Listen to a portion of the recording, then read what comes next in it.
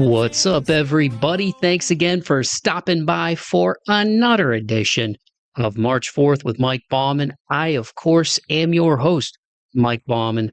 Whoever you are, wherever you are listening from, thank you so much for checking out the podcast. If you're a returning listener, I greatly appreciate your continued love and support. And if you're a brand new listener of the show, man, thank you so much for hopping aboard that pirate ship. You can follow me on Instagram at March 4th Pod. I am over there on YouTube at March 4th Pod. The links to all of my stuff are in the podcast description for this episode. So that means if you made it here, then you found me somehow. And I truly appreciate each and every one of you taking the time to check out another edition of the March 4th with Mike Bauman podcast. I hope that everybody's doing well, man. I am recording this episode at the conclusion of a nice long 4th of July weekend. So it was great to relax, catch up on some stuff, do some cleaning, doing some laundry. I'm going to get outside and take a nice walk in nature today because in all seriousness, that helps me clear my head. Unfortunately, it's been so dang hot down here that it's hard to be out there for long, man, especially me, dude. On my mom's side, I've got a lot of Irish blood in me. So, my ancestors are used to clouds, I think we can trace the family tree back to Gollum, just cave dwelling. Precious. That was corny. But for real though, dude, I don't do well with high heat, which is funny because I've lived in Nashville now for almost a decade. And I just feel like I've never gotten used to the really humid summers here, man. So, but today it is really beautiful outside. So after I get this puppy put together, I'm going to get out there and take a nice little walk, put on my sun shirt. Those things are so nice, man. The long sleeves. I know people probably are like, what is this guy doing wearing long sleeves in 95-degree weather? It's like, well, because it helps keep you cool.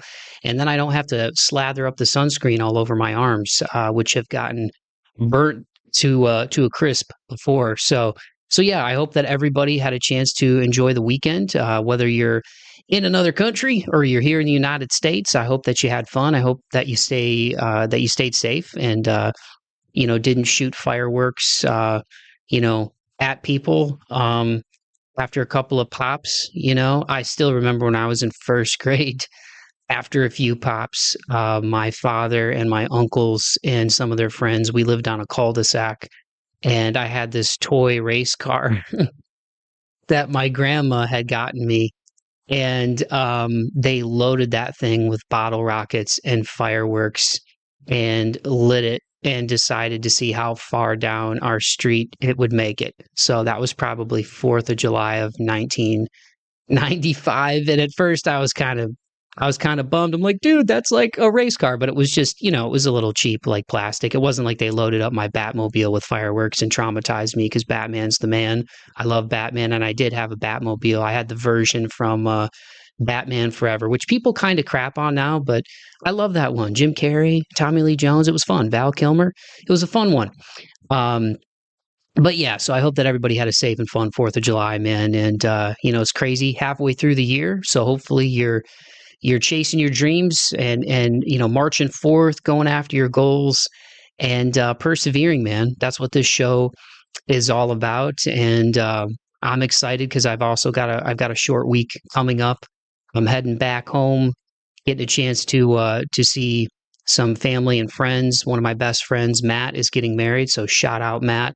I love you, buddy, and I'm honored to be your best man, and a little nervous about doing the best man speech because it's been almost 15 years since your boys had to do a best man speech since my brother Greg got married, and I wasn't even nervous for that one because we buried my grandpa 3 days before the wedding, and so emotionally I was so tapped out. And you know how you're just like, why would I be nervous? Like I just lost one of the people that I love the most in this world. So giving a best man speech, even though it's my brother, like I'm not saying it to like make the moment small. Like I obviously cared about giving a good best man speech because it's my brother, but I'm just saying like my nerves I wasn't really that nervous because I just felt like emotionally I was all out of tears. I was kind of numb. So it was one of those things where it's like an underdog an underdog going into a sporting event, right? If they're not the heavy favorites, and it's kind of like a David versus Goliath matchup, right? To make a sports analogy, the team that has nothing to lose is sometimes the scariest one because they're not in their head and they're just kind of playing free. So I'm going to try to get back into that mindset for this best man speech because it's going to be a big wedding. A lot of Irish Catholic people there. My buddy Matt, a lot of family and friends, and shout out to his fiance Jess, his lovely fiance Jess. There's going to be people from Michigan, Ohio, like all over, man. So it's going to be a big wedding, but it'll be fun. Throw some peanuts at them and, so to speak, throw a couple of zingers, hope they land, and get out of there in 4 minutes. And it's not going to be an episode of Kill Tony, thankfully. So I'm not going to have to worry about getting roasted or a small joke book thrown at me. But it'll be fun, man. It's to put a serious note on it. I've been thinking about it, and it's like it's always great when you can count on both hands, the people that you really love and the people who love you, who want you around and who keep you around and appreciate your company. And Matt and I have known each other for 22 years, man. So I feel really blessed and fortunate that when it comes to my close friends, my close friends, I keep my circle small, man. I'm friendly to everybody, but I have like a really tight knit group of buddies that we've been through our ups and downs, and there's been even moments where some of them we haven't been speaking, but it always comes back to that brotherhood, man. And I'm really grateful that I've got people in my life that I love, who love me, and we have that bond. And so it's going to be fun to go home and see people, man. But and speaking of having people in your circle who you care about, who are good people, I'm going to get right into it on this week's episode, man. These guys are repeat guests. It's always nice when people want to come back. Got a ton of love and respect for them and for their band. They are none other than Colt and Adam of the band Forever May Fall. They're a modern rock band based in Charlotte, North Carolina. These guys have been making a lot of noise over the last couple of years, man.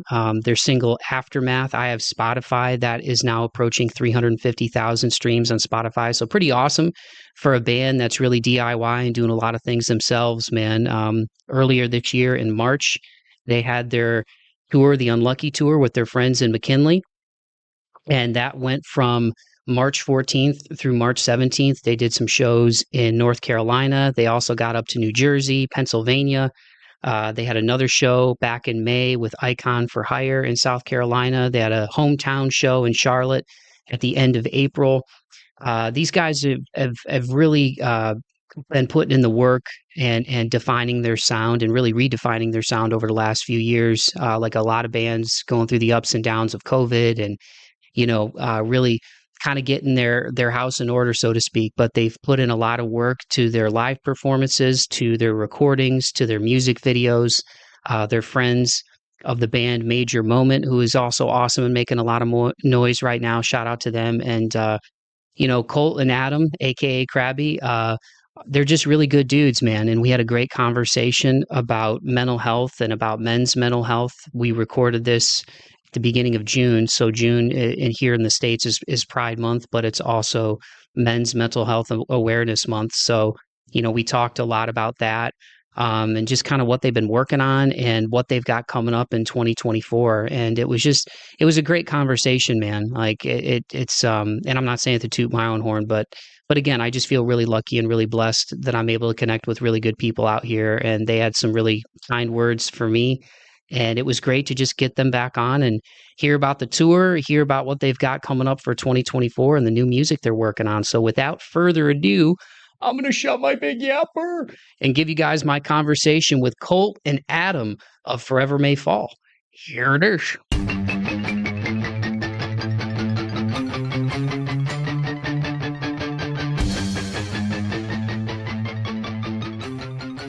All right. Well, Colt, Crabby, thank you so much, man, for coming back on the podcast. It's good to get y'all back on, dudes. Yeah, thank you again for having us. Great to be here. It's good to be back and talk to you. Yeah, man, it's good to have y'all back. Well, in case people who are listening to this, if they didn't hear the first episode with you guys on with Forever May Fall out of Charlotte, go check them out. Listen to this episode first, but then go listen to their music. But why don't you tell everybody your names and what you play in the band, and then that way when you're talking, they know who's talking, man. Sure. I'm Colt. I play guitar and do some back vocals and aggressive mouth sounds. My name is Adam, aka Crabby. I destroy silence with these guys. I'm on the drums. I make noise. I stay far away from microphones because we want to try to sell our tracks. So this I don't need to sing or nothing. Well, you guys have been busy since the last time we talked. Before we officially hit record here, we were like, yeah, it's been about a year because I think the episode came out right around like maybe August, September of last year, and I think I was connecting with you guys probably like when I was trading emails. It was around probably like July-ish. So yeah, Mhm. you guys have been busy, man. Especially with the live shows. There's been a lot of really cool gigs. You did the Unlucky tour.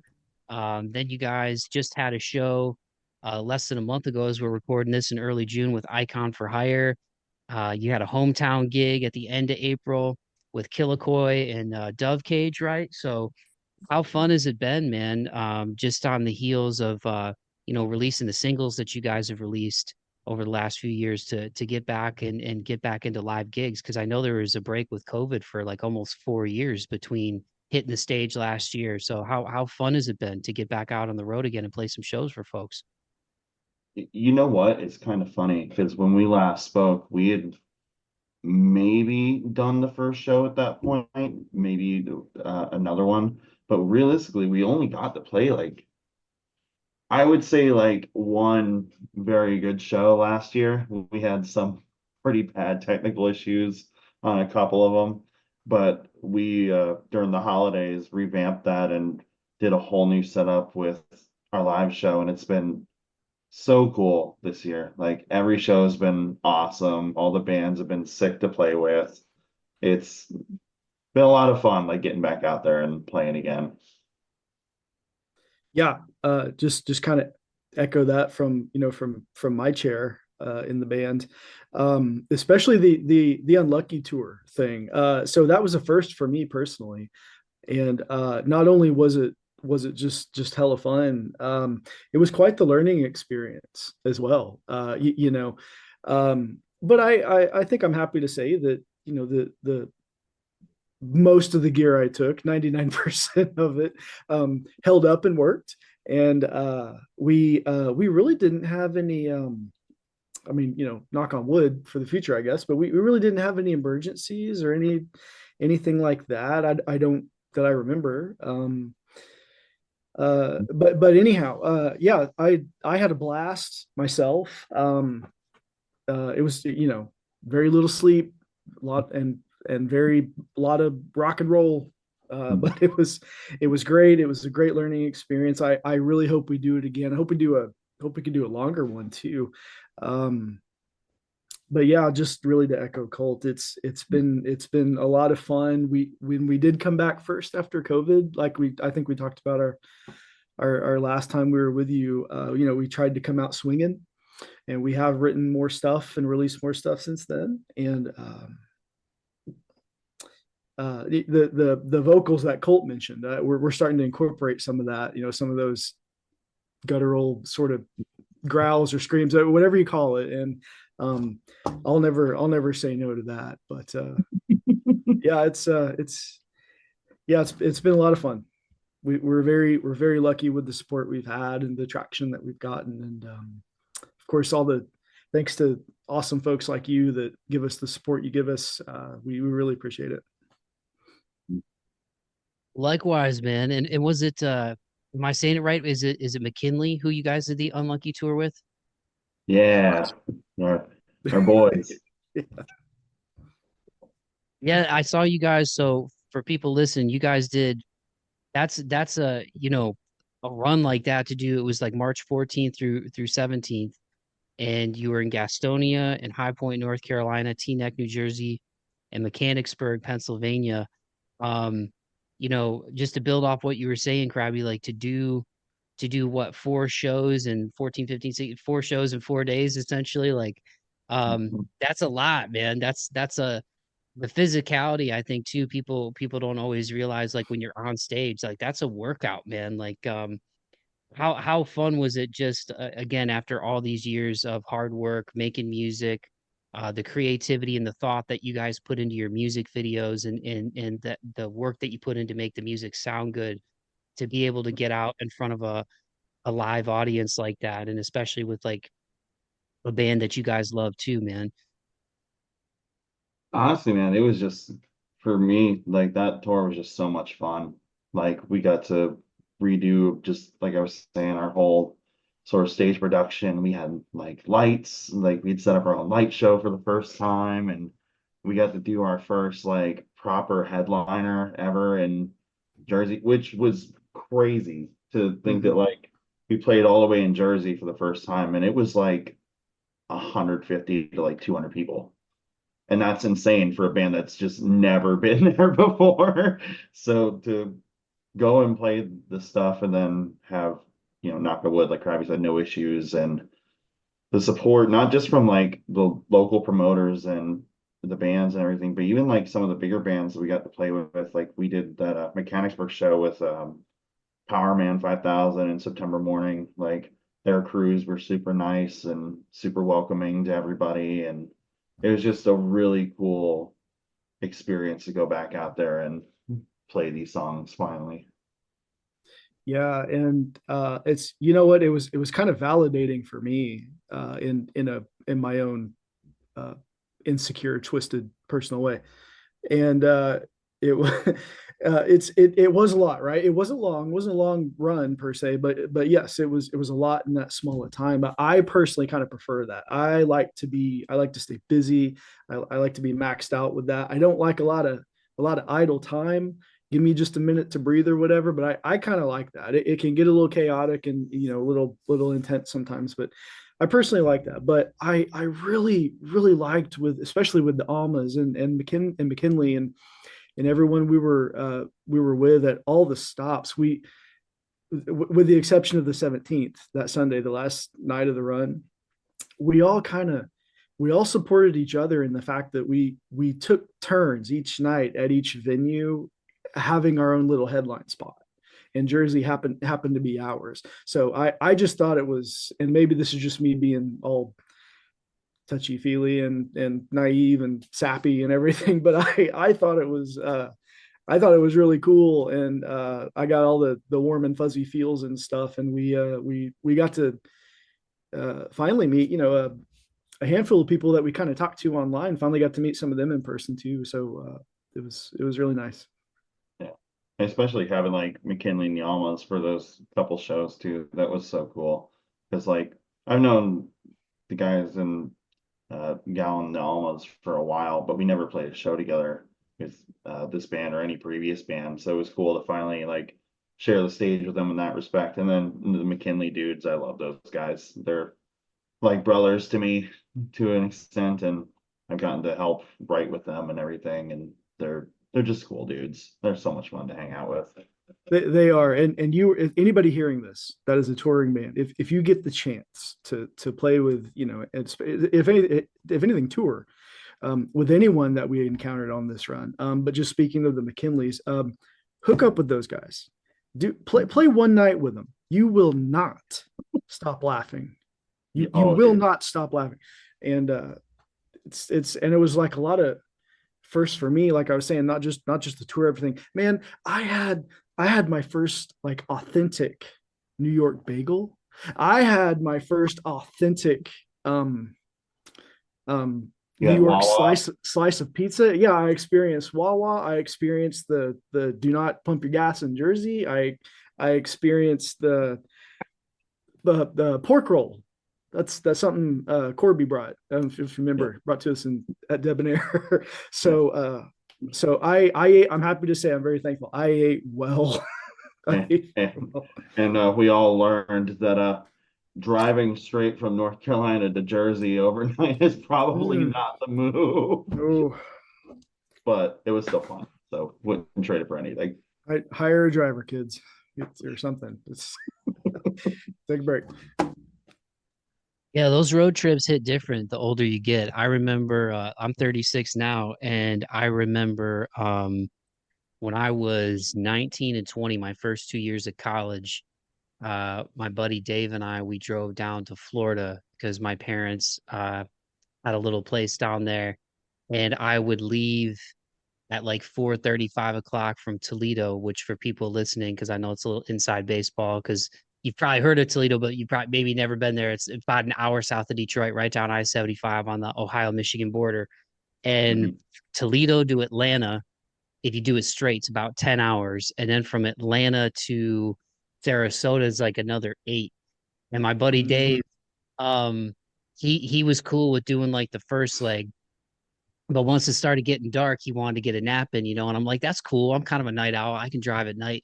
So I would get like a 32-ounce cappuccino, and I didn't even really drink coffee that much back then. And I would just pound that and like listen to music and playlists. And this is back in like the big old Case Logic CD days, so you'd be driving Oh and yes. pull the CD out. You kind of had to be careful, man, because you weren't Got hand it still. Yeah. yeah, you had like one hand on the wheel and you Yeah. had like going through the Case Logic, putting the CD in, and um and I didn't mind driving at night because there was nobody. But dude, it was like there was one gas station that we stopped at once we got through Atlanta, because we would get to Atlanta at like 2:30 in the morning. And it's like the only time there's never any traffic there. I don't know. That was like years ago. So maybe it's still lit at It's 30 in the morning now. it's still lit. Can confirm. Yeah. Yeah. Yeah. Um, and we once you get on the other side of Atlanta, from Atlanta to all due respect to people who live in this place, there's a whole lot of nothing. It's country. It is Oh country yeah. out. And we stopped at this one gas station at like 3:45 in the morning, and it was gnarly. Like it looked like something out of Saw, man. I was waiting for the little dude like Jigsaw to come around on that little bicycle, and I looked at Dave after we, got out of there, like filled up and used the bathroom, whatever. I was like, dude, I was like, from this moment forward, like when we stop, one of us is staying with the car, man, because like I'm a big horror movie fan. I also love Kurt Russell, and this might be, I don't know if people have seen this movie, but the movie Breakdown that came out back in like 90, Yeah. Yeah. kind of a low key hit for him. I mean, it doesn't get talked about with like the big Kurt Russell hits, but that movie Breakdown, I'm not gonna give anything away, even though it's been out for like 28 years or something, but um they don't stay with the car and something happens. So long way of me saying that, like, I did that trip again, probably like, I think it was before I moved here, within the last 10 years. And I only drove for like 5 hours, because I would drive from like basically Kentucky, Tennessee, almost until the Florida line. I mean, it's a good chunk.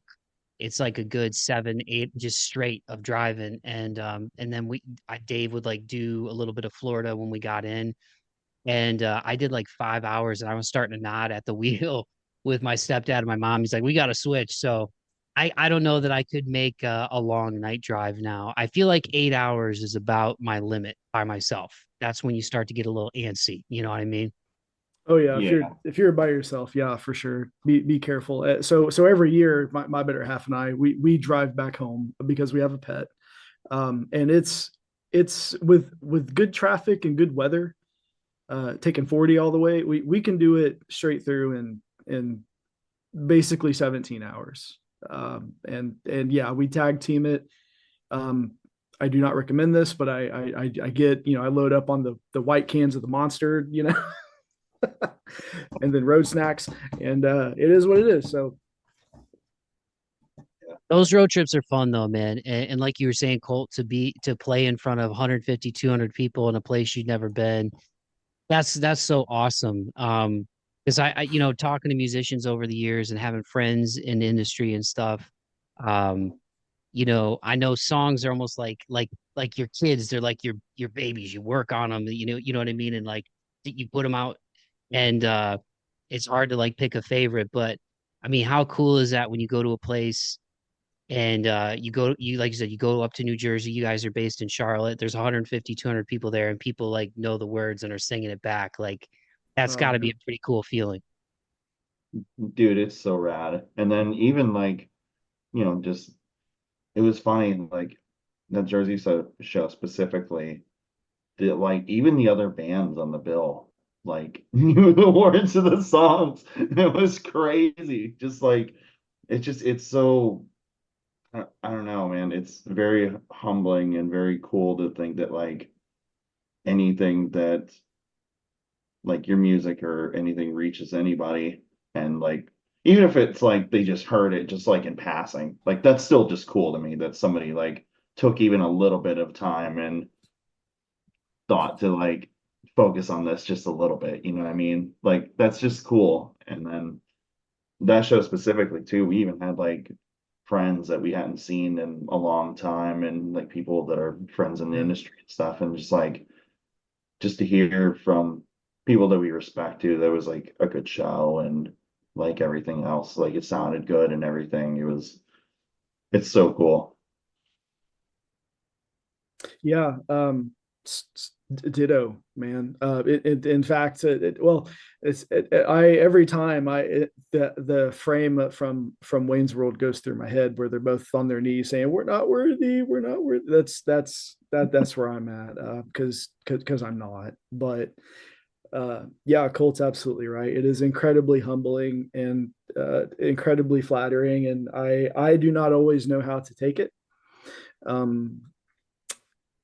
We're getting to the point where we will so you probably know this about us, right? But we're not really the kind of band members to just hang in a green room or whatever. We actually like having FaceTime. We like to, whether it's at the merch table or just milling around in the audience, and we're getting to where we're acquiring new fans right there on the spot, which is awesome. And they share with us that certain not only are they learning the words or whatever, but they share with us that maybe a certain song really spoke to them, really moved them. Maybe they're going, share that they're going through something at that particular point in time. And it's that's something that was just blew me away. But yeah, it's really awesome and flattering. And man, we just I suffer from imposter syndrome. and I think everybody does. Yeah, we're working on trying to give ourselves a little more credit, perhaps. But I mean, it's cool. We're super thankful. Yeah, that's all I'm trying to say. We're very super thankful. Well, you are worthy, man. I do that too. Don't beat yourself up or talk negatively about yourself, dog. You're a beast on the drums, and you guys make awesome music. Thank you. I know that I know you guys are big proponents of mental health, and that means a lot to me too. And I struggle with that, man. I still struggle with that, with like self-worth and worthiness. And social media is great because on one end it brings people like us together, right? You get to connect with really good people, and my experience with it has been mostly very positive. But there's also part of it too where that old quote always sticks in my head where there's failure in comparison too, because even doing like a podcast, you'll see other pages, and whether it's followers or people sharing stuff or whatever, or trying to figure out like what hashtags to use when you post a clip from an episode and hope people check it out. So I think everybody can kind of get into either that comparison game or suffer from imposter syndrome a little bit. But I think that's why I love having conversations like this, though, because I think as long as you're doing what you love to do, and you're connecting with people in a positive way, that's like the coolest thing you can leave behind, man. Like, not even to sound cheesy, it really is. Like, the older I get, it's like, of course you want people to listen to your music. Of course I want people to listen to my podcast. But if all I'm trying to do is chase like numbers or downloads or whatever, then I'm kind of missing the point. And then you see bands, however people want to define success, but you look at a band like Bad Omens, and they just came out and they're like, yo, we need a break, because I mean, while this has been awesome for us to rise like this, like, and Colt, I know you even shared that too on either like a story or post, like, it's we used to shame people, and it wasn't that long ago, and it wasn't the right thing to do. We used to shame people when it came to mental health or taking a break. People be like, oh, come on, tough up, rub some dirt on it. And even though there's sort of somewhat of an element of that in life, which is good, of like, yeah, sometimes you just got to tough it out. It's also like, there's a lot of people who would still be here, man, if they talked to somebody, or they felt like they could talk to somebody, or they like took a break, and so I actually commend, whether it's like Bad Omens or people who just talk about mental health, because and ironically, as we're recording this episode, June is, I believe, is men's mental health awareness month. Hmm. And it's important, man, so a long way of me saying, like, uh we got to speak kindly to ourselves, and we got to, it's, you got to look out for people, and it's good to talk about, what's on your heart, to obviously, to the comfortability that you feel like sharing something, because I just think there'd be a lot of people who'd still be here if they felt like they could, man, and because it's when you feel like you can't, you turn to a lot of other stuff, whether it's substance abuse or just being in the wrong crowd. And once when you're done numbing, all those things still come back to the surface, so I don't know. There's not even really a question in there, but I just, when you talked about kind of the imposter syndrome and stuff, it kind of made me think, like, man, yeah, there's a lot of people who struggle with that, and it's normal. It's part of being human, right? Yeah, yeah, and Dude, and I've it's I've definitely educated myself too. I didn't know what that was. dude, it's Sorry, so sorry, Colt. Go ahead. it's so I'm sorry, I didn't mean to cut you off, Crabby. It's so crazy that you mentioned that about that Bad Omens thing just now, because I was literally talking to Jill about that like a couple of hours ago. And I had some like I even like posted on Sumerian's thing when they announced about Omens was going to take a break. I was like, well, considering that they've been out touring for 2 straight years, and like I put it in the perspective that like there's bands that I love that I've loved since I was like 16 years old. I've maybe seen 5 times, if at most, over the last 10 years. And through happenstance or something, I've seen Bad Omens 5 times in the last 2 years. Like, if that doesn't give you any sort of like perspective, just how much that band tours, like, it's crazy. And I think this might there be a hot take, but I think it's very crazy and wild to think just how quickly people forget that there's genuine people on the other side of that, that like they cancel a tour because of Noah's mental health. Like that's totally fine, and that should be respected, and that should be something that like not shame somebody for. And I said to Jill, I was like, the crazy thing, if people would remember, is those same people that would say that thing about Bad Omens probably were the same people that were talking shit on Lincoln Park before Chester passed. And it's just, it's wild to me, man. And I don't know any of those guys personally. I know people that work with them, but I wish those dudes all the best. Like, they're such a good band. And not to go on more about Bad Omens more than we already do, but like, I think that's so cool to see a band like at that caliber be open enough to say something like that and know that they're going to get backlash for it. Yeah, well said, man. And yeah, and part of the reason I mentioned it, just kind of the conversation. I mean, you guys have been on here before. I like to let it flow. I have my notes and stuff, but um I like talking about mental health, and I like talking about it with you guys, because I know it's important to you. And that was one of the things that was kind of already in the back of my mind, just because, like, I follow you guys, we follow each other, and I had seen that too, because I follow like Rock Feed and Loudwire and all the metal And hard rock stuff, and I saw that, man. And I'm glad that there's more people out there who are supportive of, being understanding. It sucks that there's people who aren't, because again, man, I mean, we could go all the way back. Like I think about the bands that I grew up with, like when I was getting into heavier music and listening to Alice in Chains. um I love that whole Seattle scene, Pearl Jam, Nirvana, Soundgarden, Alice in Chains, before that, Mother Love Bone. As I got older and I started, looking more into other bands in that scene. And you know, numerous of those guys are dead. man, either from overdose or suicide. And, the heights that Nirvana was able to reach, that Alice in Chains reached, Soundgarden, sadly Andy Wood didn't get to live long enough to experience, widespread success with Mother Love Bone. And there's, numerous other artists. I mean, even the last few years, like Juice World, and the hip hop realm. I mean, what that dude was doing by the time he was, 20 years old was insane. And his music got me through some rough times a couple of years ago, man. And I still love Juice. And it's just, you know, I think people don't don't realize, like you said, Colt, like there's humans on the other side of this music, and when you're just interfacing with the phone, and you see like a dope band picture or whatever, or even some of the content that people put out, it's like everybody's human, man. And to deal with the kind of level of fame, like when you think about Bad Omens or even Spiritbox, right?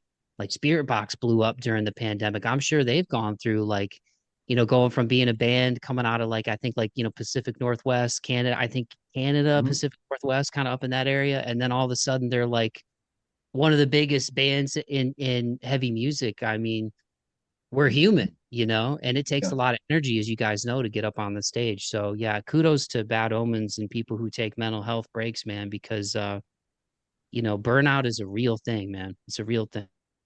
Yeah, and I absolutely. even with our own haters that we've encountered and stuff. I mean, my knee jerk reaction, of course, is aggression and stuff, but I've gotten a lot better about that, and I try to give a lot of people a lot of grace with that because, generally speaking, in my experience, what I've seen, a lot of folks that are not saying very nice things when announcements like this come out or whatever it is, it's generally folks that aren't in the business, that don't, so I try to remind myself, like, well, yeah, it's not cool what they're saying, but they really don't get it, the physical toll, the mental toll, just and like you're saying, just the energy of doing this kind of thing. So yeah, I try to give them a little bit, but be cool, people. It's okay.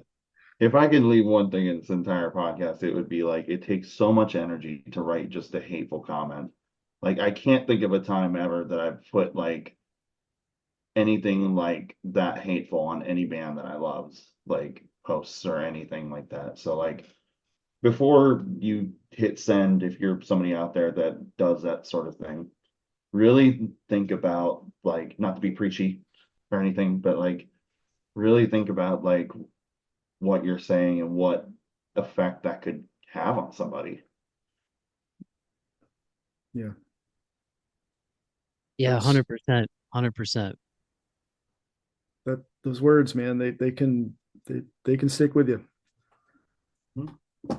Well, and again, the energy it takes to do that versus like leaving somebody a good comment, and and even I've mentioned this with a couple of different guests on the show, but I'm a little sheepish to admit that I mean I've never left anything hateful, but coming from like the metal, and rock background, like when I moved to Nashville, I didn't really know too much about country because I didn't really grow up with it, and I used to kind of hate on it a little bit, you know what I mean? Because I'm like, oh, it's like it's not, whatever. But then as I've gotten older, I'm like, I don't want to be that dude. Like, I don't want to be like a music snob or like, and you guys, as bands who are in like hard rock and metal, it bums me out when I see the divisiveness even between some of the stuff that goes on in the genre, because it's like, man, they still don't, I think to this day, 2024, they don't even televise the metal award for the Grammys on TV. It's like you got to Yeah, watch it on like YouTube or something. So to have infighting within the scene when it's already like the neglected, you know, child of the music scene, still, I mean, heavy music's in a great spot now, but it's still kind of, and sorry, maybe that's a bad analogy to use, but I'm just trying to think of like a good way to describe it. Like, metal it's even with as popular as it is now, it's not as mainstream as like hip hop or pop or even country.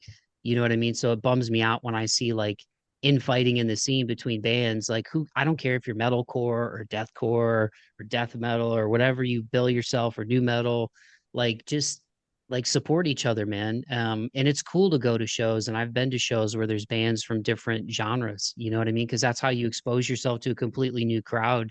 So I've tried to get better about that at like getting older, of like, I don't want to be that music snob guy that's like, oh, country stinks or this stinks or that band stinks. It's like, hey, if you don't like it, it doesn't mean it stinks. It just means it's not for you. You know what I mean? Yeah. Even just to kind of bounce off that, if people would go to some of these shows for like a pop or country artist, like those guys like rock and metal music. Yeah. Like if you see like, I don't know if you follow Jelly Roll at all, or like his sort of story.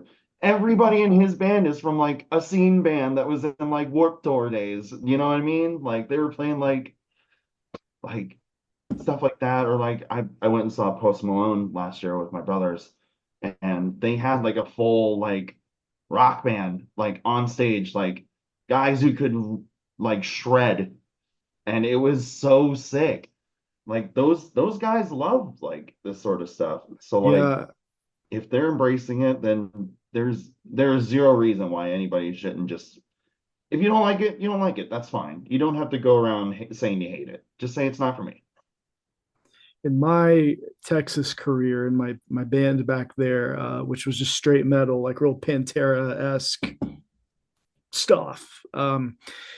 We did a show one particular night in a small sleepy town in south of the DFW area, and I kid you not, we walk in just looking the way we looked, and the first band was a country western band, and I kid you not, there was some line dancing happening. The beer was a flowing, and we were the headliners that night. The second band that was after them was a steampunk project, believe it or not. So they went up and and did their thing, and then here we come. I had a huge pearl rack, just bronze all around me, and so here we are, and we ended up, I mean, everybody got along. It was great. I love seeing worlds collide like that. I love seeing if a rap artist gets on with a hard rock project and has, it gets featured.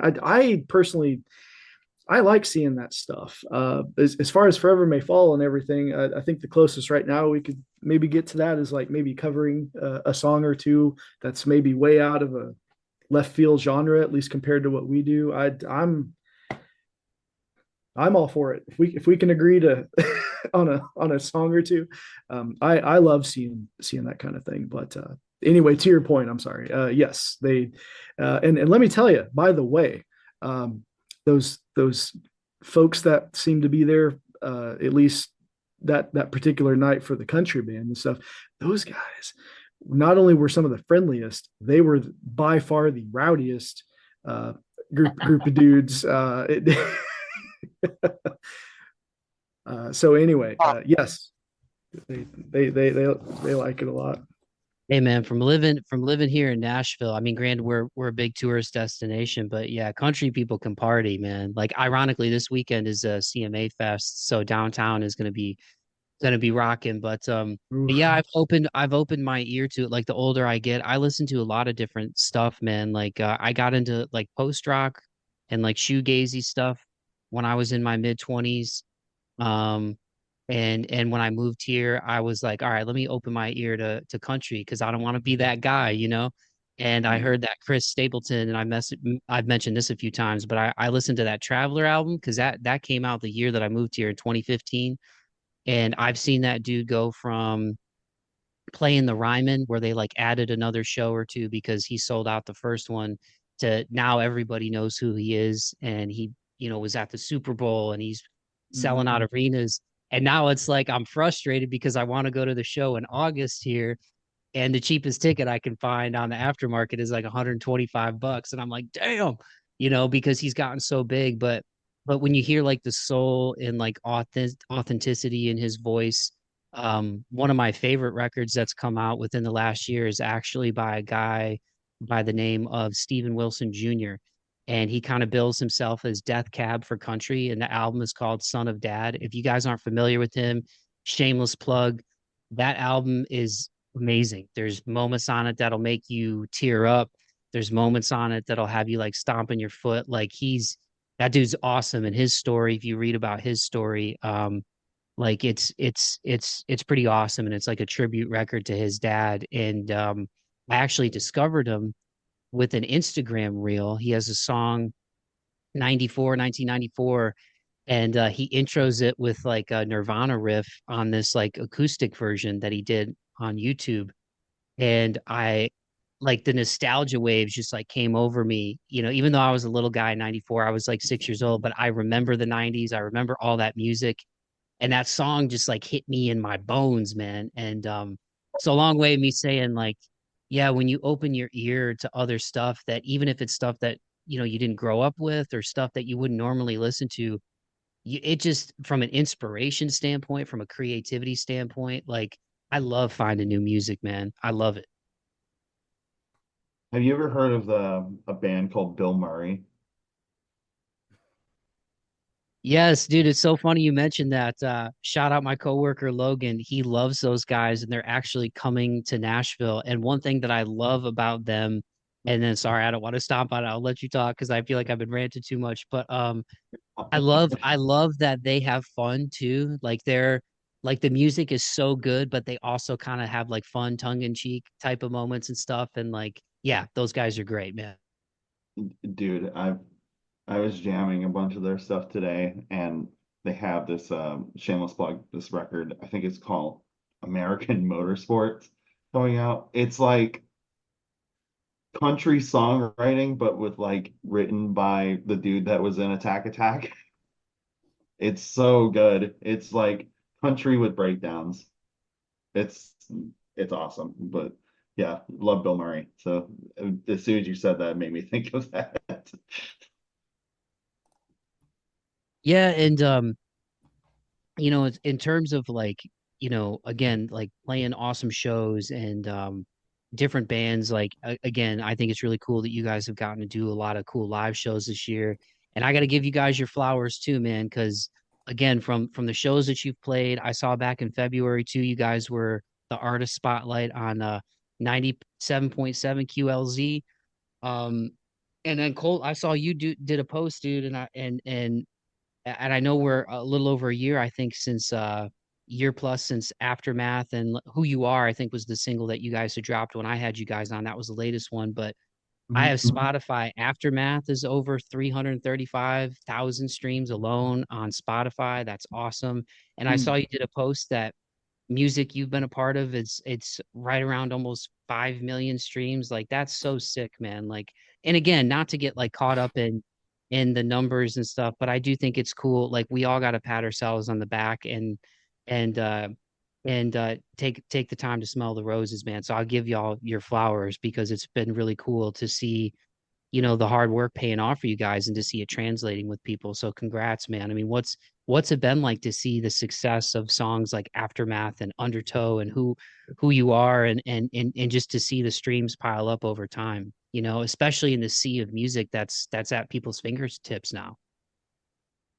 Well, first of all, thank you very much for saying all that.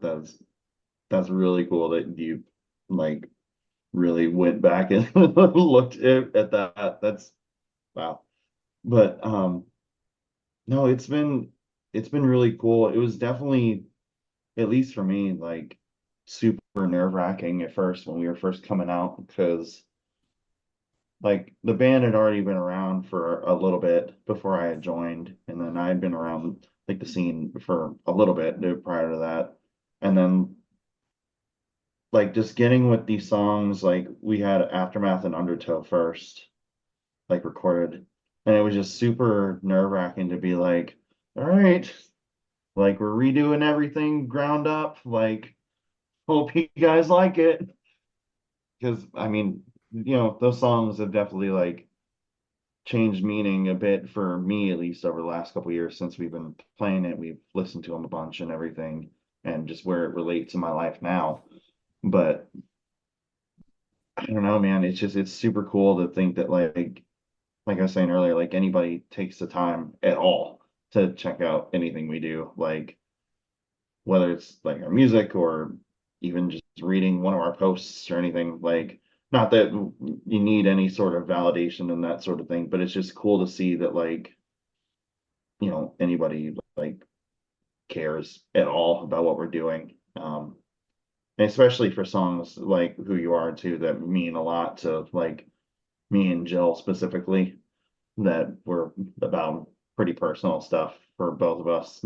Like to see people singing it back and people relating and mentioning their stories and what they're going through has been really unbelievable. Yeah. So I've just been around trying not to disappoint. Out of here. I'm just happy to.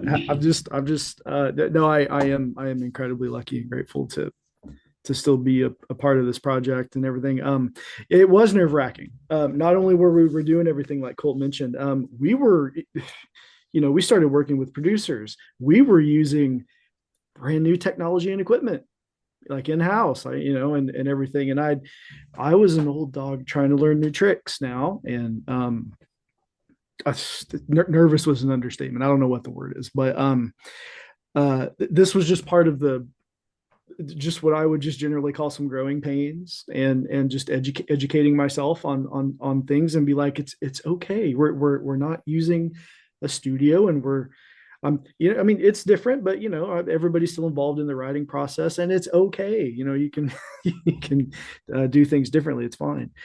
But it's even on YouTube, the music videos, they're still climbing and everything. And just saying thank you doesn't really seem to cover it.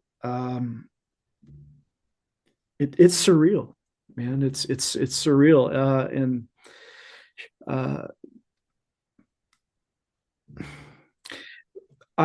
I've been having to try to find a balance. You are correct, Mike. It's not about numbers all the time. It's not about money all the time.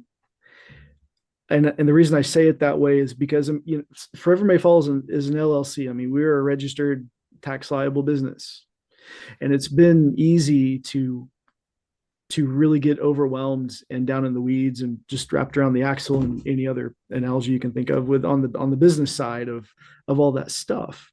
The reality is that this doing this hobby at the level we're trying to do it, it takes a lot of time and sacrifice and commitment. Frankly, it takes a lot of money, right? And that's just a reality of it. That's almost like a daily reality of the band and everything. But at the same time, we do love what we're doing. We love what we're doing, and we love that people are finding a good message in what we're putting out, because that's what we want. But I am super flattered and humbled. I actually haven't looked at those numbers in probably a month, just to get away from it a little bit. But wow, I actually didn't know that about Aftermath right now. And the other thing too, I'll mention, just because like I feel like it's really important to say, and maybe not a lot of bands do, is that it's very easy to like congratulate the 4 people that are like at the forefront of it, like me, Jill, Crabby, Sweez, but there's a whole team of people that have helped make this sort of thing happen, just whether it's marketing or it's with the music videos or anything else, like, or even just like this, like having you like in our corner, and like we love your energy. We're super thankful for you, and like taking any bit of time to check out our little band out of North Carolina, and like, and the people we work with, like we're super thankful that knock on wood, thankfully everything that we've been able to do music wise has been like what we wanted to do, how however we wanted to do it, in the time frame that we want to do it, with the people that we want to, and it do like to the point now where the band's like starting to be like self-sustaining. Like, and that I think has been the biggest goal for me this whole time is like, if we can just make the stuff we want and it, fund itself at some point, then that's success. And we're getting to that point now, not to brag or anything like that, like by any means, but like it's super cool to be like, okay, now we have way more options of things we can do and people we can work with. Like the stuff that we're working on right now and the team we have right now on some of the stuff is insane. It's so cool to be able to be in that spot. Yeah, and no, I think it's fine too, man. So this is what we were talking about, right? Is giving ourselves a little bit of credit and acknowledging some of this. It was a load off our mind whenever we just sort of figured out mathematically that our like the merch, or at least most of it, is kind of more or less sort of paying for itself and everything. So that was, yeah, that was a great milestone. And just I have been over the last couple years personally sort of redefining what success looks like for me. Not saying I'm not, don't worry, Colt. I'm not saying I'm not happy, nothing like that. I promise. Fine. It's just, I mean, it's so I hit the 4.3 this year, and just I'm you do it at any age, but you sort of take a step back and you just kind of look at everything and take stock of everything, and then it's like, wow, my body is hurting, that kind of thing. And you just I think that's just a natural course of just celebration, tradition. That's how we mark our lives, things like that. And you just look back at everything, and we have come a super long way, and I could not be happier. I had certain ideas in the beginning of what success may have looked like for me. I am a dreamer. I am high, and I hold on to hope, probably maybe to a fault. I don't know, but no, it's been great because of support like yours and everyone else that we're talking about, and just to just, if I can just echo what Colt was saying there, everyone from who we worked with on the videos, like, I mean, there's not enough time in the world to name everybody, but the video directors we've been able to work with, all the fans, the sponsors that we've had. That was another thing. I couldn't believe we had some support on this tour from sponsors and some endorsements, things like that. But it's everyone from top to tail, left to right, man. The video directors to sound, sound techs, to the house crews, the stage crews. Just without them, we don't have a show. Without the fans, there's not a reason or a drive to do this, and we're nothing without any of those folks, yourself included, Mr. Mike. So yeah, we couldn't be more grateful. Numbers are great, but it doesn't mean much until you get into a room and be a part of a show. So the fact that people are showing up and all, thank you. That's it.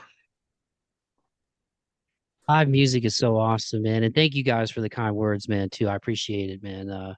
Again, like you, Crabby, I'm learning how, as I get older, to be accepting of compliments and not be so hard on myself and stuff too, man. And it's been cool to connect with people and doing this stuff and just trying to, like for me, it's not just about like, oh, it's Tuesday, I need a show, or like I really hope that I can leave like a good ripple effect, man, with people who come on the show or people who listen to the show. Like it's important to me because it's like the older I get, it's not about like how do I want to word it? It's not about like being liked or even being like understood it. It's just about like just be cool because it's better to be cool. Like going back to what you guys were talking about earlier about leaving comments. Like I don't want to be the jerk that leaves a nasty comment. I'd rather have somebody be like, oh yeah, have you heard of March 4th or whatever? Like, oh yeah, dude, like do his podcast. It's like it's good talking with him. He loves music. Like, it's not, you know what I, but you guys know what I mean when I say that it's not about like changing who you are because you want to be accepted. Like for me, it's more about like I just hope that, when you have a mutual love for something, and music is it's such a big force in my life, man. Like you think about those hypotheticals of like, all right, if I had to lose, one of my senses, what would it be? And I'm like, man, as intimate as sight is, like if I couldn't hear music, if I couldn't listen to, another awesome riff or like another chorus or an awesome melody or like that would suck. I wouldn't want to live in a world without music. Like I love sports, but the older I get, man, like music, it's got me through so much gnarly stuff still to this day. You know what I mean? Like that's where my anger goes. That's where like a lot of my happiness goes. And if you can channel all of that, and that's why I love heavy music too. It's like a positive release of negative emotion. Like I still remember like the Corn music videos when I was a kid. I remember the first time I heard My Own Prison from Creed riding in the car with my mom, like while my parents were going through a divorce, and like just recognizing like the heaviness of that song, like as like an 11-year-old kid, or like listening to Seven Dust. Like I still like all the stuff that I loved when I was a kid. It's kind of funny. The older you get, like you kind of take, like you were saying, Crabby, you kind of like, I'm 36 now. So you kind of take stock of your life of like, okay, where am I compared to maybe where I thought I was going to be 10 years ago or 15 years ago. But music has always been that thread, man, where it like gets me through. And not only does it get me through, it like makes me feel better, So it's so fun being able to do this podcast and connect with guys like you, where it's like there's that shared love, you know what I mean? Like whether you're from Texas or Ohio or North Carolina or wherever, it's like it connects people. And I think that's one of the cool things about the technology that we have that maybe bands 20, 30 years ago, they would have only been able to see that when they played live. Like, oh, holy crap, people here are singing our song, but like when you see downloads from like Brazil or something, you're like, oh my God, they listened to the show in Brazil. Like sometimes I'll see downloads and again, that's not me tooting my own horn, but I'm like, wow, I didn't think anybody in like Russia was gonna know my name. You know what I mean? So Yeah.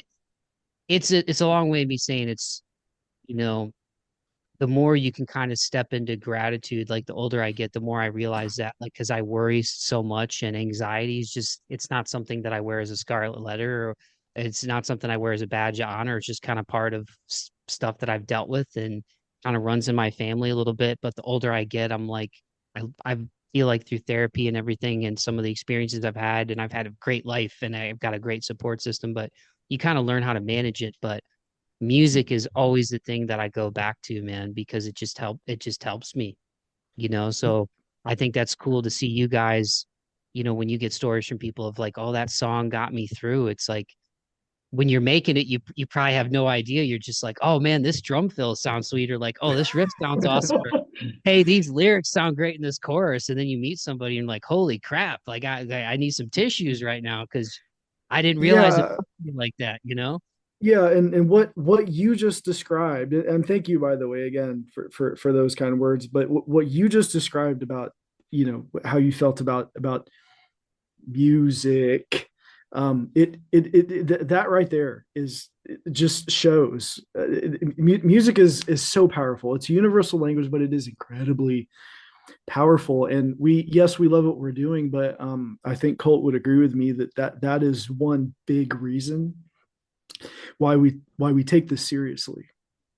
Okay, it's sure we want to write what we know and what we feel and everything, and if someone can connect with that is awesome. That's what it's about, right? But the music is so powerful, but and not only just people. I mean, bless them, people spending their hard-earned money on tickets to see us. I mean, it's not a wow. I mean, just that blows me away. But it is what it is. Just from that to the just the power of music. It's why we take it seriously. We just from a production standpoint, we want to give them a good show, but we want to give them good quality, content to, lyrically speaking or what have you. Yeah, I Because think I feel the exact same way about music. I could not get through one day, 24 hours without listening to it. yeah. I mean, music's such like a personal thing for me that like I couldn't imagine like going without it. But especially like with just how personal it is to me and like what the stuff I write about or like try and like write songs around, like it's even more crazy to see like anybody relate to it at all. Because it's just again, not saying like it needs any sort of validation or anything, but it's really cool to feel like when you're at a show and somebody says something like that or like your song meant something to me. That's so cool, man. Like that's Well, I need something, man, because I'm gonna brag on Colt for a second, and Colt, oh you're gonna no. you're gonna sit there and you're gonna take it. So Oh no. no, so it's I'll just say it. It's what a majority of our riffs, maybe all our riffs, I mean, come from you. Like musically, just musically speaking, you bring the most to the table as far as your guitar riffs and everything, and what it's kind of morphed into. And Jill is amazing at writing her lyrics and stuff. And I don't know how you guys whatever. There's some kind of sorcery going on there. I don't know, but anyway, so like that's why I'm just like, it's like I'm over here. I mean, I'm included in everything, and I make suggestions. We tweak stuff and everything. But like when I say I'm just trying not to disappoint, like I'm really trying to like do some justice to this music that Colt and Jill are producing and working on and bringing to the table and everything. And I want it to be tasteful. And when we kind of got into this new sound and stuff, I think I've shared this before. It was such a challenge for me to play some of this stuff, and some folks may raise an eyebrow to that, but it's when I came to North Carolina from Texas and Oklahoma. I mean, it was just a different way of composing drum parts. It was a different technique of playing. There's a big difference between Colt, what we do now as compared to maybe like a Lamb of God type style of drumming or whatever. It's just it's hard for me to describe it, but you drummers out there, you'll know what I'm talking about. It's just a different way of arrangement and stuff like that. So but I like it. I like it a lot. So anyway, no, Colt, thank you for always whatever's going on in here. Just it seems to always be this inexhaustible well, and he's got all these great ideas. So thank you, man, for doing that and putting up with me. And I'm just like I say, I'm just trying to not to disappoint. I love you, buddy. Don't ever sell yourself short. I wouldn't want to be in a band with anybody else. Especially like you, Sweez, and Jill, like since we're being a mush fest. I'll gush on Crabby for a second too. It's like thank you and Sweez and our significant others for being so patient with us. Oh my goodness. Just trusting. Just and trusting me and Jill to like work on this stuff and like I don't even know what to say. I'm thankful for you guys. I'm so thankful to be in this band. Well, ditto, man. Sorry, Mike. Sorry, we're just gushing over here. We haven't seen. Sorry, Mike. Well, I was about to say we haven't seen each other in person for a while, but I think what was it, last Friday? Actually, we all got together for a cookout for a few hours. So that was fun. Yeah. No, you guys don't got to apologize, man. I do that too. I say sorry too much. Don't apologize. No, it's good. It's good. Again, in the sea of all the vitriol and God with I'm gonna make the sign of the cross with what's coming with this election. I don't even want to get into that, man. But like There's a lot of craziness going on in the world, so it's good to have some love and some positivity, man. And again, I don't mean that in a self-righteous way, but that's why I love doing this because we need more positivity.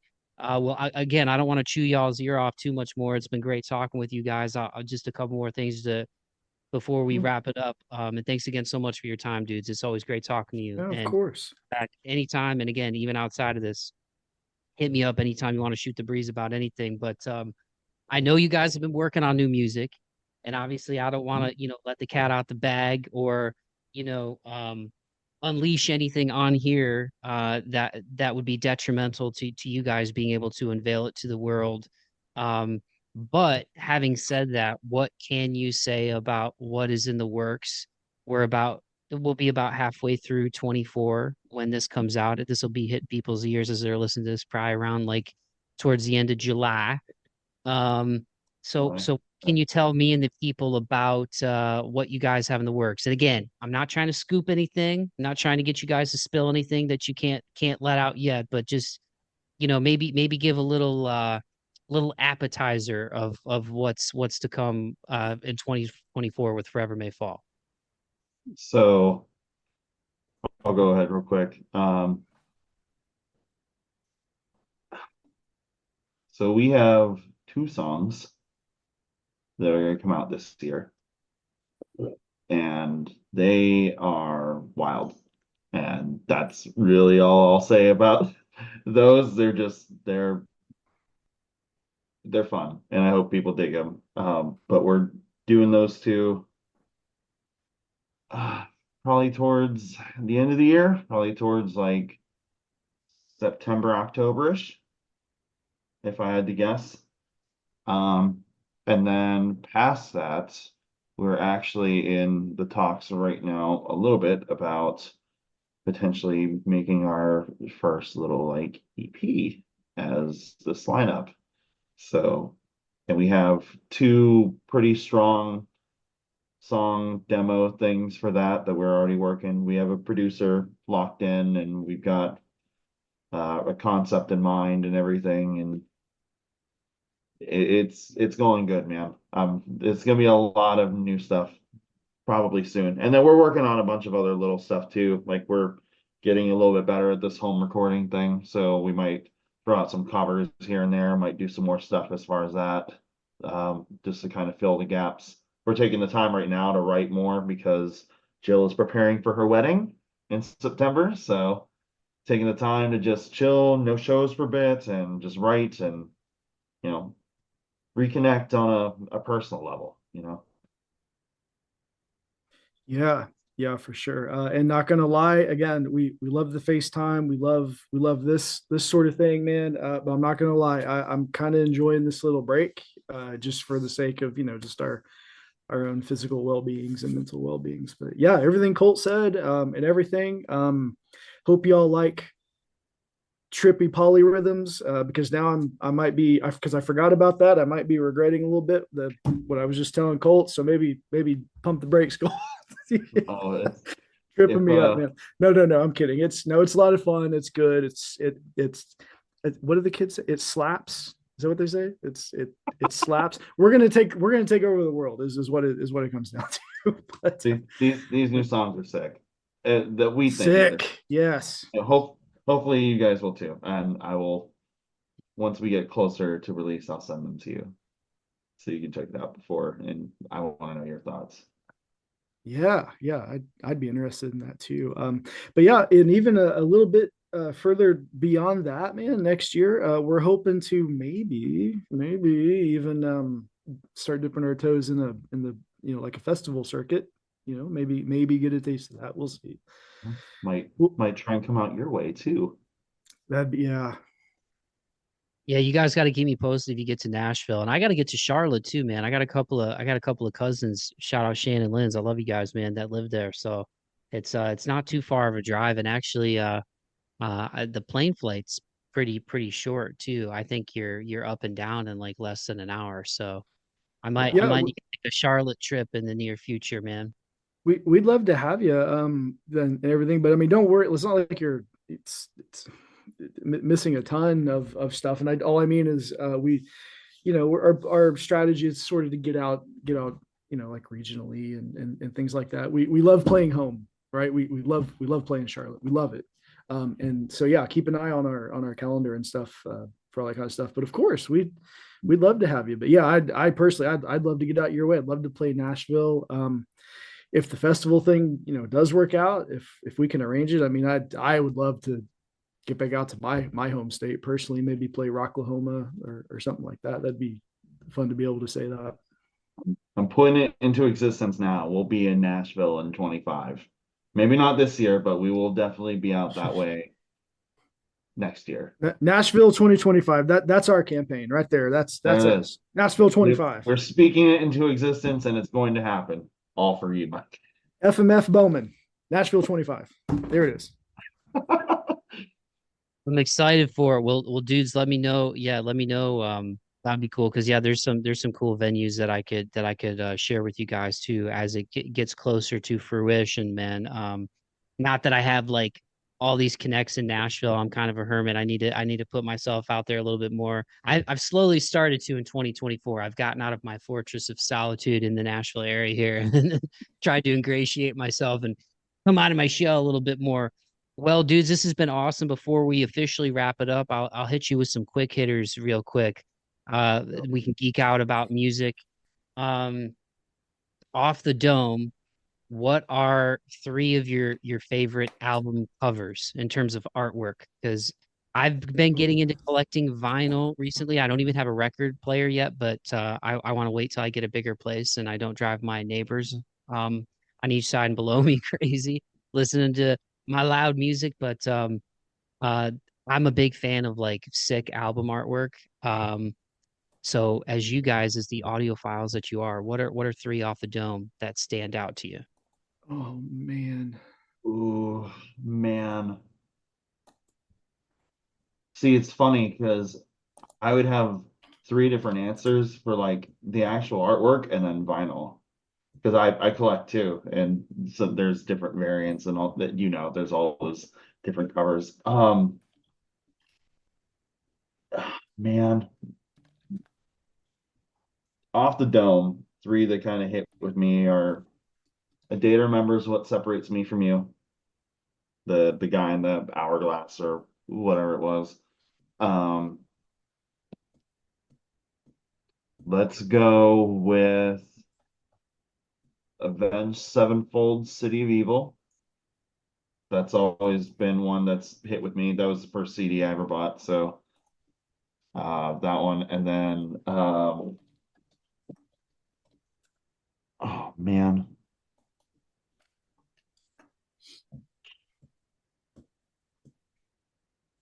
Bullet for My Valentine's the Poison. Let's go with that. Those are three that are like iconic in my brain. I don't. Crabby's doing Google image search. I am, dude. I am. Yeah, busted. I don't know. The way I keep thinking about this is like not so much the artwork itself, but just the albums that meant something to me, I guess. And unfortunately, they're mostly pretty dark.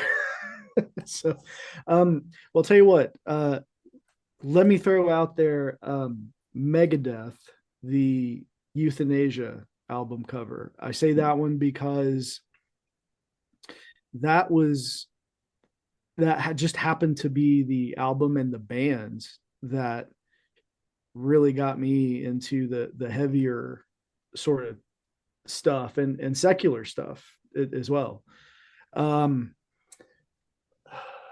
There's not much to it, but I'm looking up. I actually have a vinyl of it up on my wall. Sacrament from Lamb of God. I'm not even going to go there. Too much to unpack. So that one, and then I guess just to throw a curveball in it. I'm going to look because I want to get the album name right. So I'm sorry. Shut up. Love you, mean it. Yeah. No, it's all good. And while you're looking for it, or you found it? Okay. I was gonna say, yeah. Sacrament and The Poison. Yeah, for sure. I vibe hard with those records. So I like and I like the whole discography of this band, but Angels and Airwaves really grabbed me when Tom came out with that, albeit premature from the hacker that stole the adventure and threw it out there. I don't know if y'all knew that story, but anyway. So I don't know. I'll just say like I Empire, I guess. There's but all of them. I dig all of them, but Hell yeah, those are some good ones. I know I didn't prepare you guys for that. It's just All good. no, you're good. yeah, those are some great rap albums, man. I still remember so Sacrament, I remember the first time I heard that, that was they were one of the first bands where I really started to get into like heavier vocals and like the screaming. Because when I was in high school, I was still primarily listening to just kind of like, modern like rock and like radio rock and stuff. And then one of my stepdad's friends is also a drummer. He was in a band called Coven 13, and he gave me this metal mix. And I remember Trivium was on there. I'm pretty sure Lamb of God was on there. He had like Dimmu Borgir on there, like bands that I had like like they just my radar, man. But then he also gave me sorry, Lamb of God. He burned me the Lamb of God Sacrament album. And I still, to this day, when I hear that the black and the curses son, dude, the drums in that song are so crazy. That's why I know, because I think Redneck was on Sacrament, right? I Yeah. think I think that was the one that kind of pushed those guys more into like, I guess, sort of like a mainstream kind of rock and metal world, if you will. But Black and the Cursed Son is my jam off of that one, dude. The drums and that, and towards the end of the song, like Randy's just "Can we still be saved?" Hell no, like it's so great. Yeah. Awesome. The Poison too, Bullet, dude. Dude, I remember the first time hearing those guys. And speaking of like rises, dude, like everybody starts somewhere. I remember they played in Toledo. I can't remember the name of the place or what it is now, or if it's even still open, but it's like next to this hookah bar. At least it was a hookah bar when I was in college at the University of Toledo. And it was just like probably a place that held a couple hundred people. And then cut to a couple years later, and I'm seeing them with my buddies, Dave and Chad, two of my best friends in the whole world who also love metal and heavy music. And we're seeing them at like the Fillmore in Detroit. So it's just a testament to like their rise too. But anyway, yeah, I vibe hard with those bands that you guys mentioned. Yeah, classics, man. They're all great. Well, and the last one that I'll get you guys out of here on is another semi quick hitter, but respective to your positions in the band, right? So Colt as guitar, and I also know you do like heavy gnarly vocals too, and Adam doing doing the drums. Can you give me like again off the dome? I know I didn't prep you that I say quick hitters and then I make people think. Oh, okay. You're But fine. It's fine. what the and all the history of you guys being musicians? What are Colt like again off the dome? Give me like three or four riffs that when you hear them now, they still hit you or give you the goosebumps the same time, like the first time you heard them. And Crabby, give me like some of your favorite drum moments, like three or four. Like if you could put them in a time capsule, I guess maybe that's the way I should phrase my question. If you could put three or four riffs or drum moments in a time capsule for people on Mars in the year 4000, what would those be? Okay. I've got a couple just off the dome. So, uh, The End of Heartache by Kill Switch, classic. That riff and that chorus just go so hard. I'm gonna put Breathing in a New Mentality by Underoath. So if you guys don't know it, this first song off their record called Lost and Sound Separation, just go check it out. It's so sick. It's heavy as all get out, and it's so dope. Give me, I guess I'll go with The Day to Remember Again for The Downfall of Us All. Those were like the first like Mm. sort of like newer sort of metalcore kind of riff, if you want to call it that. I heard, and then it's the biggest, one of the bigger ones for me. Let's go Scream and Fire, Both My Valentine. Those riffs that always get me. It's good, man. That's good. So I'm gonna say, now you've got something to die for. The massive 2-part fill that Chris Adler does. I'm not even gonna touch that one. Just dude's a machine. Anyway, so probably that fill, that fill. Then there's a, believe it or not, there's a slightly more modern Blink 182 song that I think it's called After Midnight. Mm-hmm. Okay. And if I'm remembering correctly, I think it's in the pre-chorus in this song where Travis, it's simple. It is super simple, and that's I guess the cool part about it. It's I'm gonna try to even hum that melody, but he's over here just doing something on an auxiliary piece that sort of mimics a like a rim shot or whatever, and he does a certain fill going into the chorus. But if anyone who knows that song knows that fill, I just find it very fitting and tasteful. It's very simple, but it's a catchy little thing, and boy.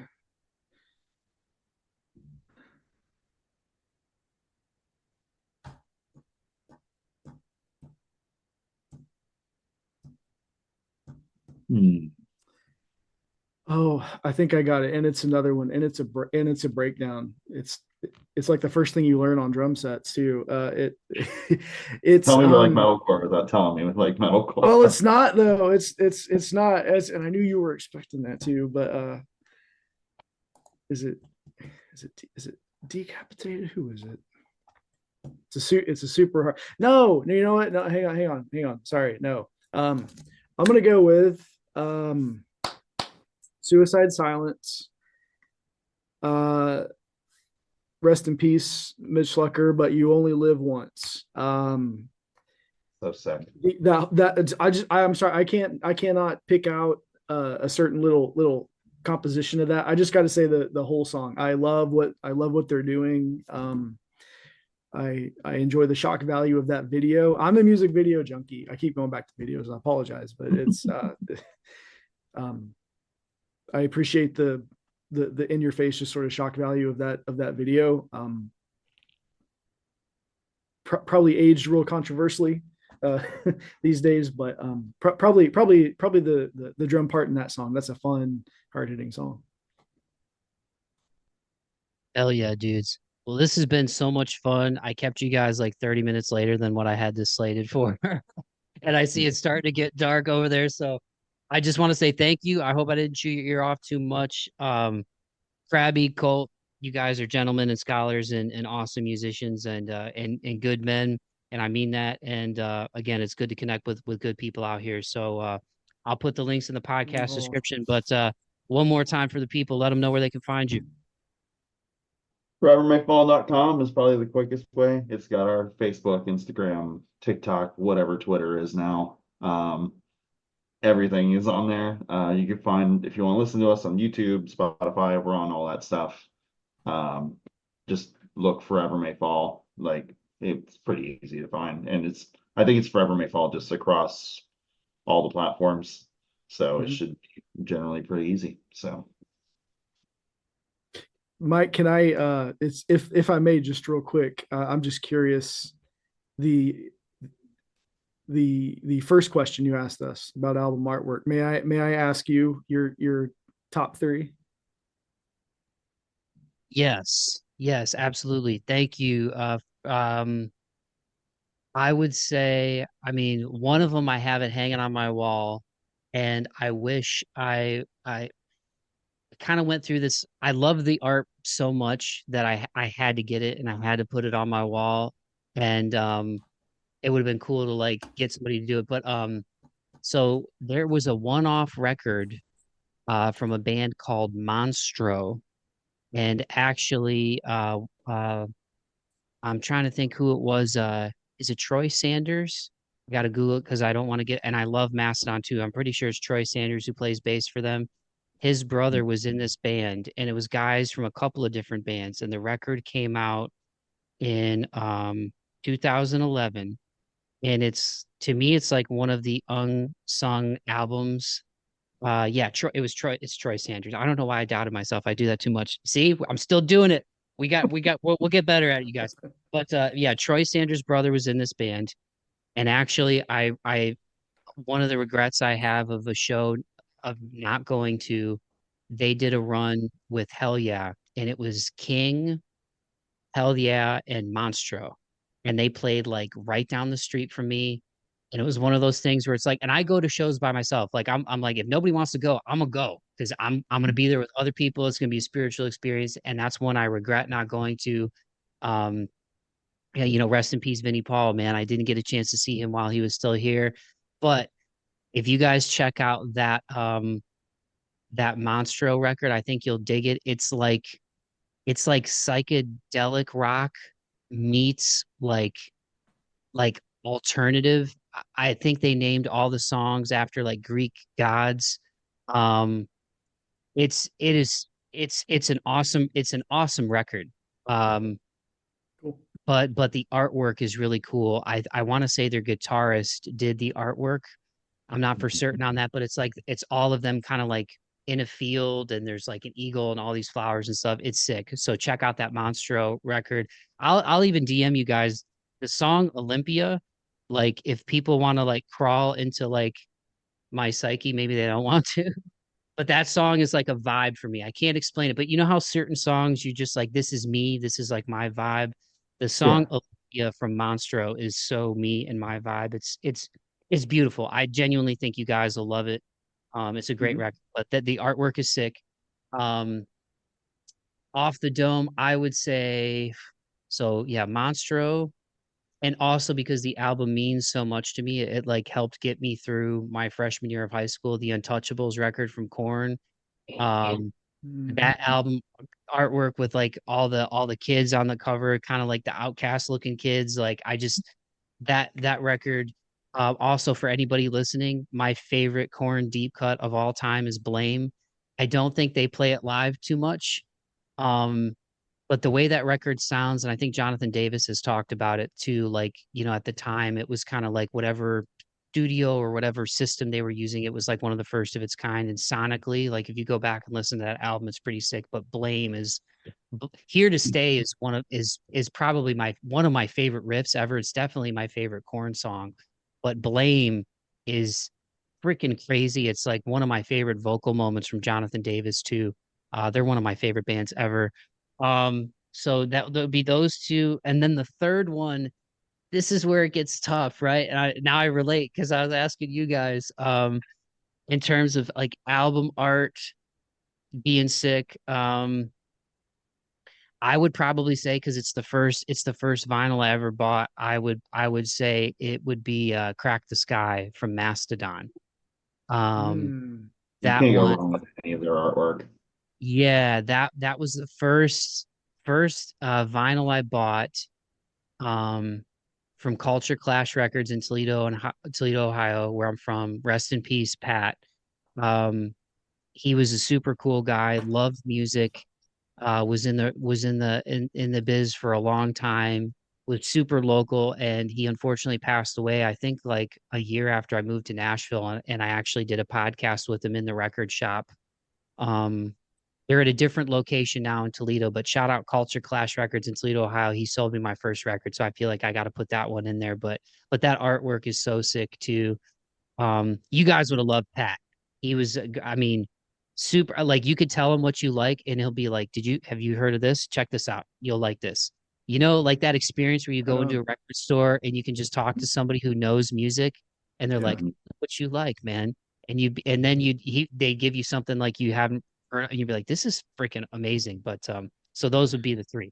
Those would be the three. Well, thank you so much for sharing that. That I respect that. That is just a solid lineup. And as Jill and Colt have recently really been educating me, artwork isn't just artwork anymore. And I bring to the table the new Bring Me the Horizon stuff. Like they're getting all Da Vinci Code and stuff with all these little things you find, and you go to these websites or whatever it is. Yeah. I don't want to keep you, but yeah, have you seen that? I listened to the new record where it's like, yeah, the covers like it's like I think they're kind of messing with some like AI type stuff and like, yeah.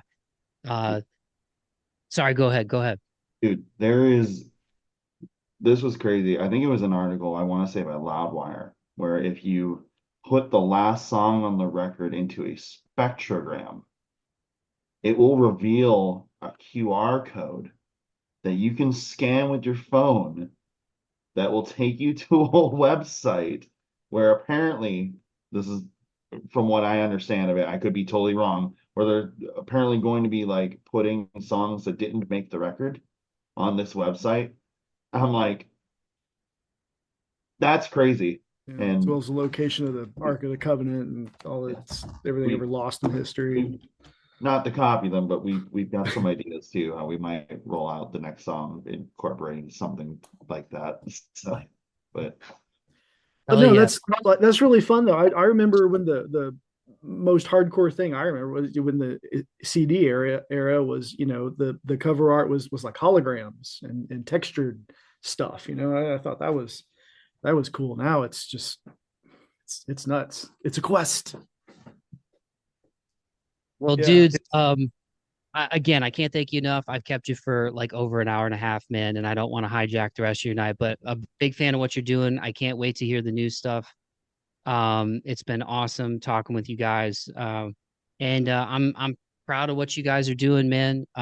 Keep doing your thing for real. It's cool to see you guys reaching a lot of people and beyond the numbers and all that, man. You guys are good dudes, and that's the most important thing. So keep doing your thing, man. Yeah, thank you so much for that, for having us, and please keep doing your thing too.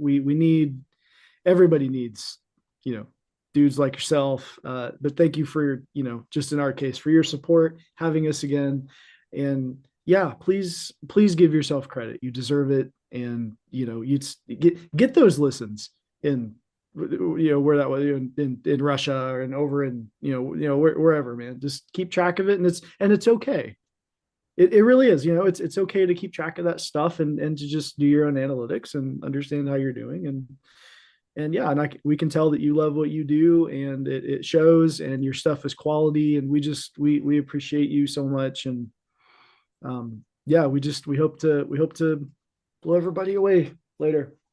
And I won't tag too long from that, but to piggyback on what he said, you're legitimately one of my favorite people we've gotten to like talk to during interviews. And I don't just say that because you're here, but I mean it genuinely. Like you knew the dates from our tour. I'm like, oh yeah, it was those dates. Yeah. Like you've done your research, and dude, just thank you for your time, for real. Well, thank you again, guys, for the kind words. Right back at you, man. It means a lot, man. It's good to know that I'm vibing with people in a positive way. I really appreciate it. Dude, thank you. We will always have time for you, and we could, me and Crabby specifically, can talk all day. So yeah, we don't mind at all. So, well, thanks again, dudes. Enjoy the rest of your night, and we'll keep in touch, man. I'll talk to y'all soon. For sure. Be safe. Have fun. You too.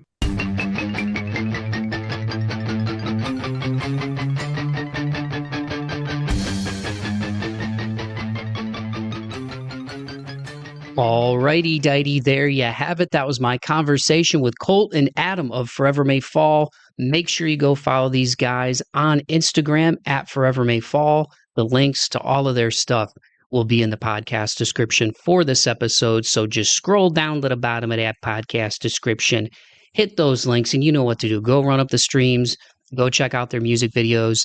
on YouTube and stay up to date for everything that they've been working on. They just made a couple of posts recently over the last couple of months on Instagram with some recording that they've been doing. So I can't wait to hear the new music, man. I really love these guys a lot. And I just want to say thank you again to Colt and to Adam, aka Crabby. I love you dudes. Thank you so much for the kind words, but also just for being good people. And I know it might sound weird to thank people for being good people, but and I've been fortunate in all my years of doing this stuff, even going back to my days writing music features for Toledo Free Press, where I've never really had people be jerks to me in terms of people and entertainment that I did stories on. Excuse me, a little coffee burp. But I had some interviews where I could tell like I was in a block of interviews that the artist was doing that day, and maybe they got some similar questions, even though I try to pride myself on really doing my homework and not asking, the same things that everybody asks. But inevitably, when there's an artist on, it's usually because, right, they've got a new record or they've got a new song out or they've got a tour. So there's going to be similar things that they get asked. But these guys are really good dudes, man. Like I said, they are repeat guests of the show they were on. It's crazy how time flies. It's coming up on a year. I think it was right around the beginning of fall. It was like August, September, I think. I'm trying to remember, but it was within the last year. And, we've just stayed in touch, follow each other on Instagram. And, Colt had posted a cool video doing a playthrough, and I hit him back up, and, he was more than happy to get back on the show. And then when I found out that Crabby was going to come on too, I was like, sweet, because I really enjoyed talking to the band the first time around. So I just want to thank you guys again, man, for being good dudes, for making great music, and just for being good people. I really mean it. And I'm really excited for what you guys have in store. Again, I can't wait to hear the new stuff. And it's always cool when you see artists get excited to talk about the new music that they've been working on, because you know what I'm saying? There's just some awesome stuff in the works with the irons they have in the fire, and to see those guys light up to talk about what they're making, that's what it's all about, man. I love music. I really think it has the power to move mountains. I definitely wouldn't want to be in a world without it. It's been a driving force and a life's blood, really, for me in my life. It's gotten me through some really dark days, man. Music has been the driving force. I mean, obviously, my close friends, my close family that I speak with on the regular. But outside of those conversations that I have with the people who I really love, who I know have my back, whether I'm up, down, fair to Midland, music has always been there too, man. And I love it. So getting the opportunity to do this podcast and speak to, not just musicians, but colleagues and friends of mine, business owners. I'm trying to also get people from the nonprofit sector on here, because I have a ton of respect for people who work with either, kids who need help, or the homeless, or, people who just are trying to get back on their feet, man. So there's a ton of perseverance and just big-hearted people I have a lot of respect for, man. And Colt and Crabby are those people, and so is the rest of the band in Forever May Fall. So love you guys. Thank you for coming back on. Shout out to the rest of the band in Forever May Fall. Can't wait to hear the new music. Once again, everybody go follow them on Instagram at Forever May Fall. Go run up the numbers on their singles. There's a little something for everybody, especially if you love modern rock and Octane. You're really going to love these guys, but really excited for what they have in store. That's going to be a wrap on this week's episode. Again, I love you all. Thank you so much for all of the love and support. Truly, these aren't empty calories when I speak these things, man. Like, I really mean it. I always feel like I should be doing more, and there is some truth in that. But at the same time, I am proud of, even though I'm not somebody that lives with a ton of pride, right? But I am proud of being able to connect with people in a positive way, and give you guys these conversations, man. And so, anybody who takes the time to tell a friend, or like and subscribe, or leave a rating and a review on any of the streaming services that this show is available on, and it's pretty much on all the major ones, right? All those things go a long way in helping this show get out to more people. So if you did enjoy what you heard, please take the time to do that, because I want to put more people on to Forever May Fall, and hopefully share conversations that move people in a positive way, man, especially with these times that we're in. Again, not to sound self-righteous, and I know I preface a lot, but, I'm not full of myself or I don't get high on my own supply or anything, but there is a lot of negative stuff out there. And unfortunately, here in the States, it's just going to be ramping up until November with election season here for the presidential race. But just remember, man, that deep down, we're all a lot more alike than what we think, regardless of what we look like on the outside or what part of the world or the country that we live in, that we come from, or what color our skin is. And I challenge all of you to just find that common ground with people and not make judgments or have preconceived notions about people based on how they vote or where they live or where they're from or, you know, what their occupation is, man. At the end of the day, I think most of us just want to love and be loved. And hopefully, you know, you're able to find whatever it is that makes you tick and light up, like Colt and Crabby and their music, and work on that gift and share it with the world. I think that's really what it's all about, man. So on that note, I'm going to officially wrap things up. Keep the faith and be kind to one another. Be kind to yourselves. Courtesy of Colt and Crabby from Forever May Fall. Here's their single, Who You Are. Peace.